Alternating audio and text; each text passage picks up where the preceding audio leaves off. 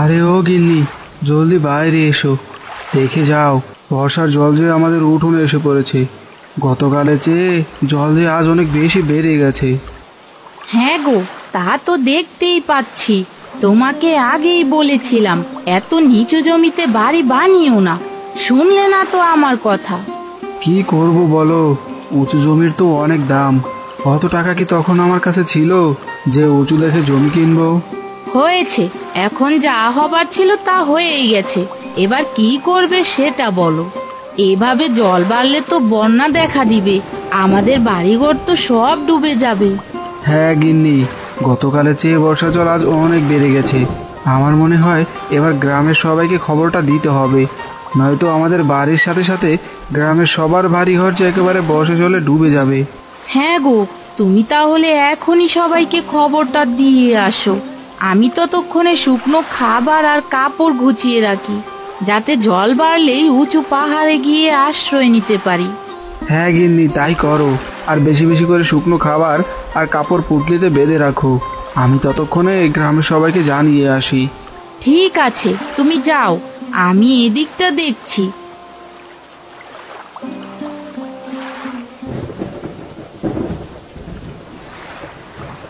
এই রে, এখানে সব তো দেখছি জল একেবারে ডুবে গেছে। কোনটা নদী আর কোনটা জমি কিছুই তো বুঝতে পারছি না। এবার তাহলে জাল ফেলবো কোথায়, আর মাছই বা ধরবো কিভাবে? চারদিকে তো শুধু জল আর জল। আরে ও কাকু, তুমি এই বর্ষার ভেতরে মাছ ধরতে কেন এসেছো? জানো না বর্ষা জল আগের থেকে অনেক বেশি বেড়ে গেছে? কি আর করবো নিতাই, বৃষ্টির ভেতরে কদিন ধরে কাজে যেতে পারছি না। এদিকে যে ঘরে খাওয়ার মতো কিচ্ছুটি নেই, তাই ভেবেছি কিছু মাছ ধরে তা বাড়ি বাড়ি গিয়ে বিক্রি করব। কিন্তু দেখ, নদীতে এসে দেখি চারদিকে শুধু জল আর জল। এখন কোথায় যে জাল ফেলবো সেটাই তো বুঝতে পারছি না। শোনো কাকু, তোমার পেছনেরটা হলো নদী, আর সামনের এই জায়গাটা দেখছো এটা হলো জমি। তুমি এবার মাছ ধরতে পারো। তোকে অনেক ধন্যবাদ নিতাই, তুই না থাকলে বুঝতেই পারতাম না কোনটা নদী আর কোনটা জমি। আর একটা কথা শোনো কাকু, তুমি তো জানো গ্রামের সবচেয়ে নিচু জমিতে আমার বাড়ি। আজ দেখলাম বর্ষার জল আমার বাড়ির উঠোনে চলে এসেছে। এর মানে হলো গ্রামে এবার বর্ষা দেখা দিতে পারে। তাই তুমি যতটা পারো শুকনো খাবার আর কাপড় নিয়ে সাবধানে থেকো। যে কোনো সময় উঁচু পাহাড়ে গিয়ে আমাদের আশ্রয় নিতে হবে। কি বললি? হা হা হা, আমাদের গ্রামে হবে বর্ষা? বলি, তোর মাথা ঠিক আছে তো নিতাই, নাকি দিনের বেলা স্বপ্নে দেখে এসেছিস? এসব বলছো কেন কাকা? আমার কথা বিশ্বাস হচ্ছে না বুঝি? বিশ্বাস হবে কি করে নিতাই? যে গ্রামে 50 বছরও বর্ষা হয়নি, সেই গ্রামে নাকি এখন বর্ষা হবে। হা হা হা, তোর কথা শুনেই যে হাসি পাচ্ছে। সব কথা নিয়ে হাসি ঠাট্টা ভালো না কাকা। গতকালের চেয়ে আজ আমার বাড়িতে জল বেশি উঠেছে বলেই তোমাকে বলেছি। তাই ভালোই ভালোই আগে ভাগেই বর্ষার প্রস্তুতি নাও। তোর বাড়ি তো এমনিতেই নিচু জমিতে নিতাই, তাতে একটু জল হয়তো বৃষ্টির কারণে বেড়েছে, এছাড়া আর কিছুই না।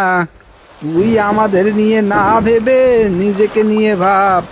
এই বৃষ্টির ভেতরে তোর বাড়ি ডুবে গেলে বউকে নিয়ে কোথায় গিয়ে উঠবি? দেখো, তোমাকে জানানো আমার কর্তব্য। এখন তুমি মানবে নাকি মানবে না সেটা তোমার ইচ্ছে। আমি চললাম, গ্রামের বাকি সবাইকে জানাতে হবে।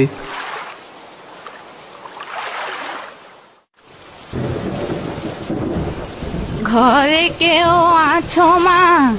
থাকলে একটু বাইরে এসো, আমি যে অনেক দূর থেকে এসেছি। আরে, আপনি আবার কে বুড়িমা? আপনাকে তো ঠিক চিনলাম না। আর এই কলা গাছের ভেলা আপনি কোথায় পেলেন? আমাকে তুমি চিনবে না মা, আমি এই কলা গাছের ভেলায় করে পাশের গ্রাম থেকে এসেছি। আসলে আমাদের গ্রামটা যে বর্ষার জলে একেবারে ডুবে গেছে। তাই কলা গাছের ভেলায় করে যাওয়ার সময় তোমাদের বাড়িটা দেখতে পেয়ে আসলাম। কি বললেন বুড়িমা? আপনাদের গ্রাম বর্ষার জলে ডুবে গেছে? তার মানে আপনার বাড়ি ঘরও বর্ষার জলে ডুবে গেছে? হ্যাঁ গো মা, আমাদের গ্রামের সবার বাড়ি ঘর বর্ষার জলে একেবারে ডুবে গেছে। আমি কোনো মতে এই কলা গাছের ভেলায় করে এখানে এসেছি। দয়া করে তোমার কাছে আমাকে একটু আশ্রয় দাও। আমার যে যাওয়ার মতো আর কোনো জায়গা নেই। ঠিক আছে বুড়িমা, আপনি তাহলে কলা গাছের ভেলায় থেকে নেমে ঘরে আসুন।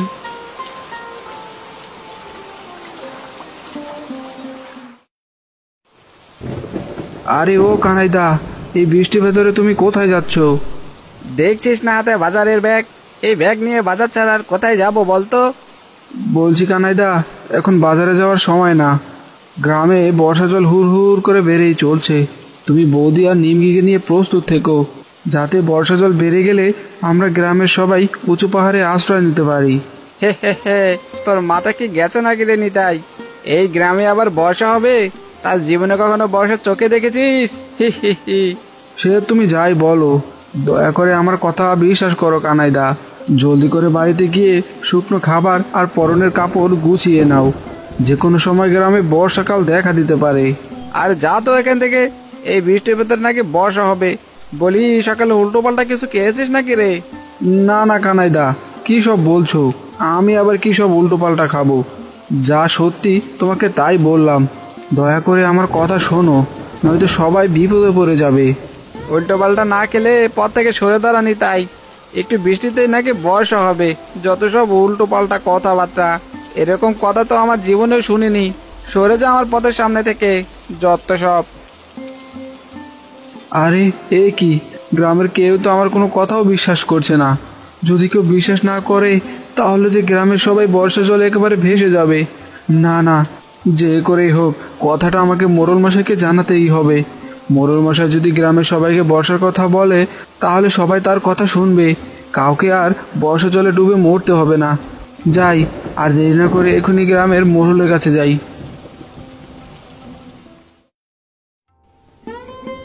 মা গো, আমার খুব খিদে পেয়েছে। তোমার কাছে কিছু খাওয়ার থাকলে আমাকে খেতে দাও। সেই সকালবেলা থেকে বর্ষার জলের কারণে যে কিচ্ছুটি খেতে পারিনি। না খেয়েই কলা গাছের ভেলায় করে চলে এসেছি। আমি যে না খেয়ে একদমই থাকতে পারছি না। বুড়িমা, আজ তো আমরা কিছুই রান্না করিনি। আমাদের রান্নাঘর যে বর্ষার জলে ডুবে গেছে। তবে কিছু শুকনো খাবার আছে, আপনাকে চাইলে তাই খেতে দিতে পারি। ঠিক আছে মা, আমাকে কিছু শুকনো খাবারই খেতে দাও। কিছু না খেয়ে থাকার চেয়ে শুকনো খাবার খাওয়াই ভালো। আমি যে আবার না খেয়ে একদমই থাকতে পারি না। আচ্ছা বুড়িমা, আপনি বসুন, আমি কিছু শুকনো খাবার নিয়ে আসছি। হ্যাঁ মা, যাও, আমি এখানে আছি।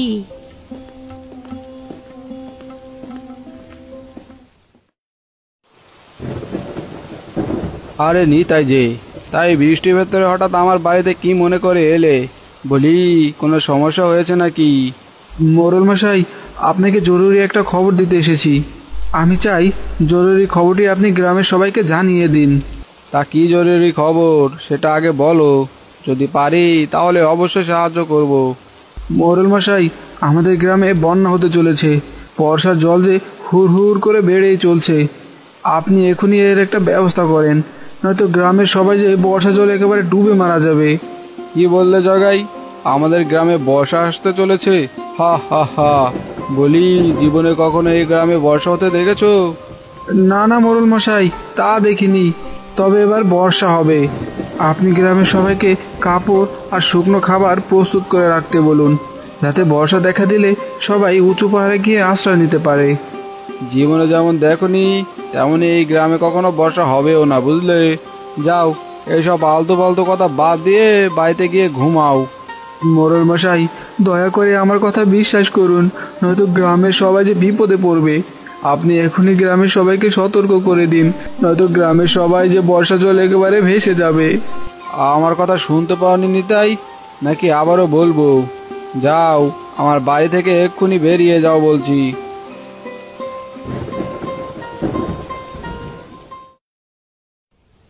বাহ, খাবারগুলো খেয়ে আমার এখন খুব ভালো লাগছে।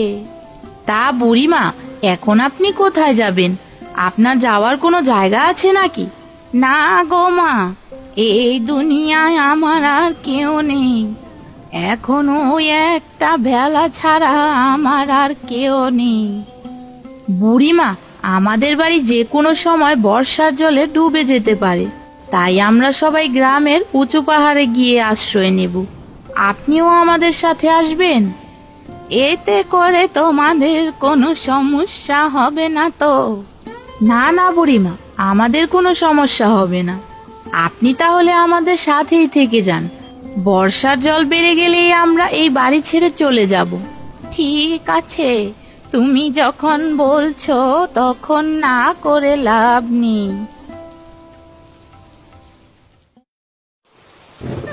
আরে এসব কি হচ্ছে? গ্রামের কেউ তো আমার কোনো কথাই শুনছে না। এখন যদি বর্ষা জলে গ্রাম ডুবে যায়, তাহলে তো আমরা সবাই মারা যাব। না না না, আমাকে কিছু একটা করতেই হবে। আরে, এখানে কলা গাছের ভেলা কোথা থেকে আসলো? গিন্নি, আরে ও গিন্নি, কোথায় তুমি? জলদি করে একটু বাইরে এসো তো। ওগো, তুমি এসেছো? তা গ্রামের সবাইকে সতর্ক করেছো তো? হ্যাঁ গিন্নি, গ্রামের সবাইকে সতর্ক করেছি, কিন্তু কেউ আমার কোনো কথাই বিশ্বাস করছে না। বলো কি? তাহলে তো গ্রামের সবাই বিপদে পড়বে। এমনকি গ্রামের সবাই বর্ষার জলে ডুবে মারাও যেতে পারে। হ্যাঁ গিন্নি, তা ঠিক বলেছ, কিন্তু এই কলা গাছের ভেলা এখানে কি করে এলো? আর ওই বুড়িমাটাই বা কে? তাকে তো আগে কখনো এই গ্রামে দেখিনি। বুড়িমার বাড়ি আমাদের পাশের গ্রামে। তার গ্রামটা বর্ষার জলে একেবারে ডুবে গেছে। এই কলা গাছের ভেলায় করে সে কোনো মতে বেঁচে ফিরেছে। বলো কি গিন্নি? তাহলে তো আমাদের গ্রামের সবারও এই একই হাল হবে। এতে করে যে গ্রামের সবাই বর্ষা জলে ডুবে মারা যাবে। হে বিধাতা, তুমি কিছু একটা করো।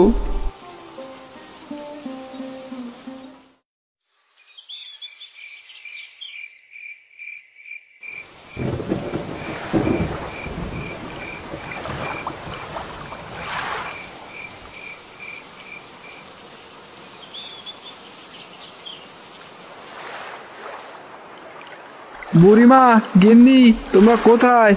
জলদি করে শুকনো খাবার আর কাপড়ের পুটলি নিয়ে বাইরে এসো। গ্রাম যে বর্ষা জল একেবারে ডুবে যাচ্ছে। হ্যাঁ গো, এই তো আমরা এসে গেছি। তোমাকে যা যা নিতে বলেছি তা তা নিয়েছো তো? হ্যাঁ গো, নিয়েছি। এবার তুমি আমাদের উঁচু পাহাড়ে নিয়ে চলো। ঠিক আছে গিন্নি, তোমরা তাহলে কলা গাছের ভেলায় উঠে বসো। আমি এখনই তোমাদেরকে উঁচু পাহাড়ে নিয়ে যাচ্ছি।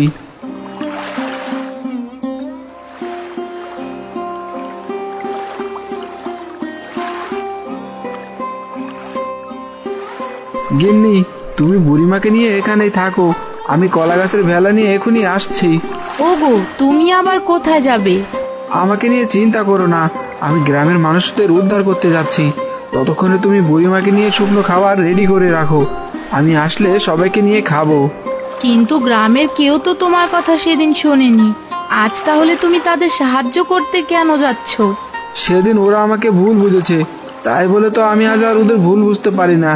তোমরা এখানেই থাকো, আমি এখনই আসছি। ঠিক আছে, সাবধানে যেও।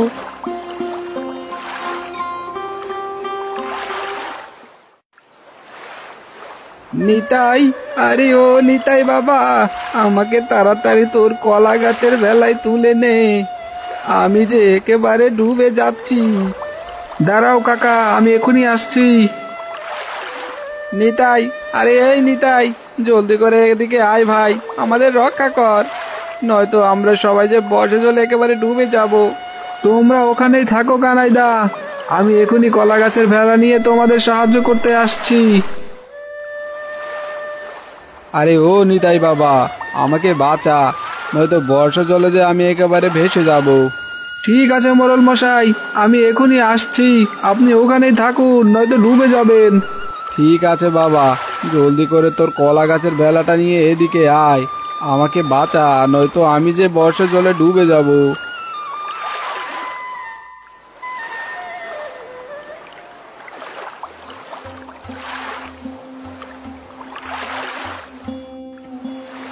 বাবা নিতাই, তুই আমাকে ক্ষমা করে দিস। সেদিন মাছ ধরতে গিয়ে যদি তোর কথা শুনতাম, তাহলে আমাকে আর যার জলে ডুবে মরতে হতো না। তুই আমাকে ক্ষমা করে দিস বাবা। আজ তোর কারণে আর তোর এই কলা গাছের ভেলার কারণেই আমি বেঁচে গেলাম। থাক কাকা, ওসব কথা এখন বলে লাভ নেই। যা হবার ছিল তা হয়ে গেছে, তা নিয়ে এখন আমাদের একদমই আফসোস করা উচিত না। না রে নিতাই, আফসোস না করে উপায় নেই। সেদিনে বাজারে যাওয়ার পথে তুই আমাকে বসার কথা বলেছিলি, কিন্তু আমি তোর কথা একদমই শুনিনি, ওটা তোর সাথে হাসি ঠাট্টা করেছি। এই জন্য আমাকে মাফ করে দিস ভাই। আচ্ছা, তোমাদের এখন হলোটা কি বলো তো? সবাই একটু হলেই ডুবতে বসেছিলে, এবার একটু বিশ্রাম নাও। গিন্নি, তুমি সবাইকে আমাদের শুকনো খাবারগুলো দাও, যাতে কাউকে না খেয়ে থাকতে হয়। হ্যাঁ গো, ঠিক আছে, আমি সবাইকে অল্প অল্প করে শুকনো খাবার দিয়ে দিচ্ছি। নিতাই, তুই আমাকে ক্ষমা করে দিস। সেদিন আমি তোকে কত কথা শুনিয়েছি, আর আজ তুই আমার জীবন বাঁচালি। মোড়ল মশাই, এটা আমার দায়িত্ব, আমি শুধু আমার দায়িত্ব পালন করেছি। গ্রামের মোড়ল হিসাবে যে দায়িত্ব আমার পালন করার কথা ছিল, আজ সেই দায়িত্ব তুই পালন করেছিস নিতাই। আমরা গ্রামের সবাই আজ তোর কাছে কৃতজ্ঞ। তোর এই ঋণ আমরা কখনোই ভুলবো না।